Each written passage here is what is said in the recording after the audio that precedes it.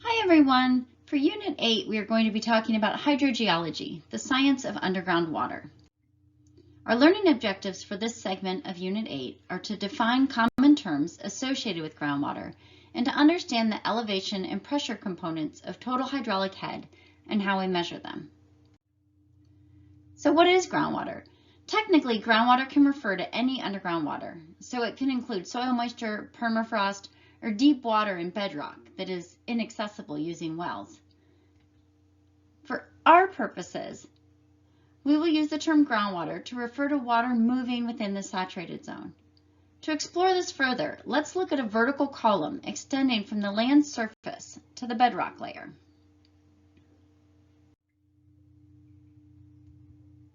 Within this vertical sequence, we can see that soil water, that we've discussed previously, forms the top zone of our profile.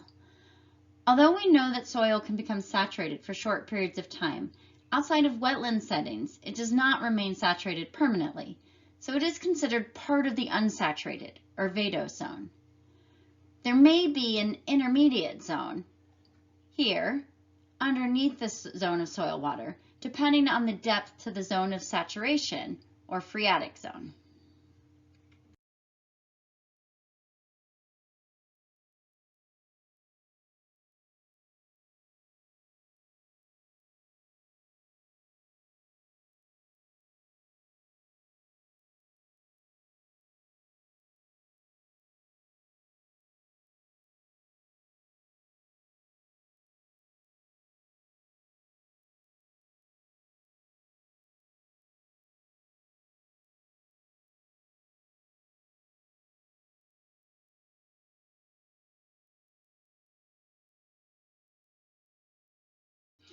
The water table serves as the boundary between the unsaturated zone and the saturated or phreatic zone. The pressure is always equal to atmospheric pressure at the water table.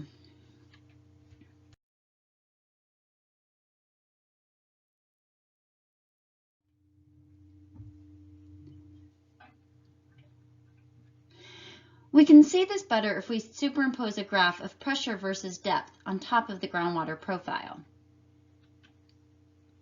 When the system is at equilibrium, several days after a rain event, pressure increases, moving downward through the soil column, shown by this red line. Atmospheric pressure is shown by the dashed black line. Below the water table, down here, pressure increases with depth, and it is this increasing pressure that can drive groundwater movement.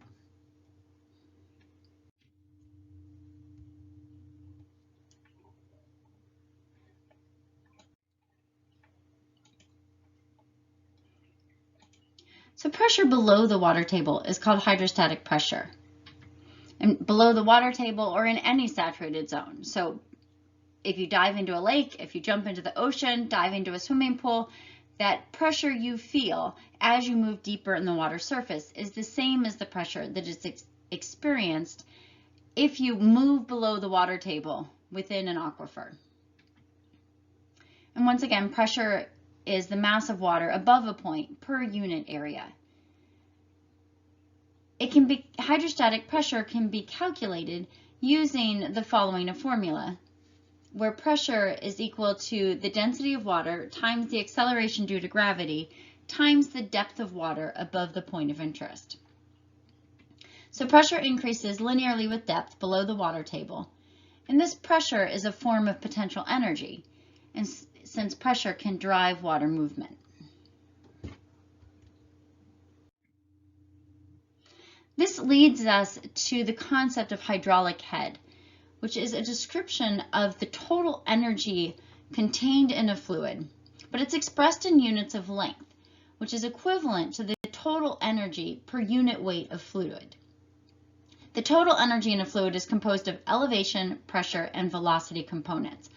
However, in groundwater systems, the velocity head is usually very small, except in areas of flow convergence or divergence.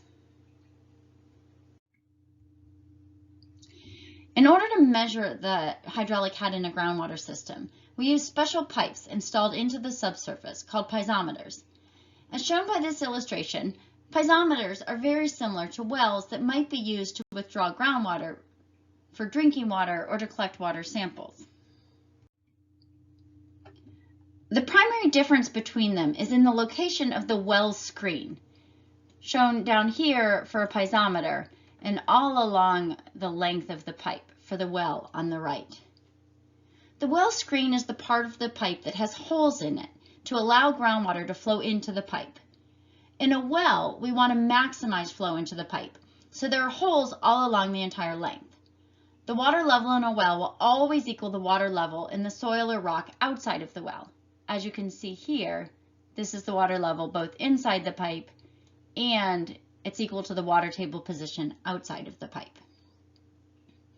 In contrast, piezometers only have holes near the bottom of the pipe. Once again, down here, the water level inside the pipe will rise until it equals the total head of the aquifer at the screening level of the piezometer. Therefore, water in a piezometer may be higher or lower than the water in the soil or rock outside of the piezometer. In this case, water level in the piezometer is lower than the water level in the surrounding soil. So the elevation of the water level in the piezometer above a reference elevation, such as sea level, indicates the total head in the system, as measured at the bottom of the piezometer. So we are measuring head right here at the bottom of this piezometer. In this case, the total head in this system is 35 feet, and that's because the soil surface here is 45 feet above the reference elevation, but the water surface is 10 feet below the soil surface. And so the water level here inside the piezometer is 35 feet above the reference elevation. The elevation head is always equal to the elevation at the bottom of the piezometer, indicated here as 20 feet above the reference elevation. The pressure head is always equal to the height of the column of water in the piezometer, this distance, in this case 15 feet. And once again, the total head, 35 feet, is equal to the elevation head plus the pressure head. This illustration provides a more complex set of examples. Here we have three piezometers, A, B, and C, installed into two different aquifer layers. An elevation scale is shown on the left. We want to know the total head, elevation head, and pressure head at point A, located at the bottom of the piezometer.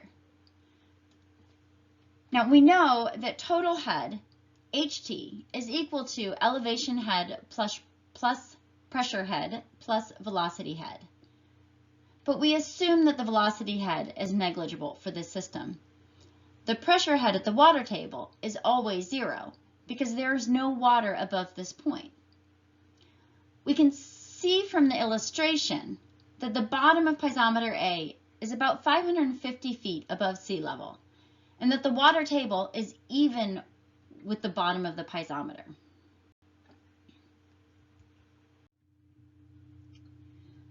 This leads us to our solution.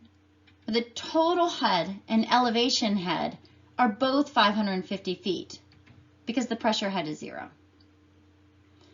This concludes this video. You can now move on to the hydraulic head Quizlet to continue exploring this illustration.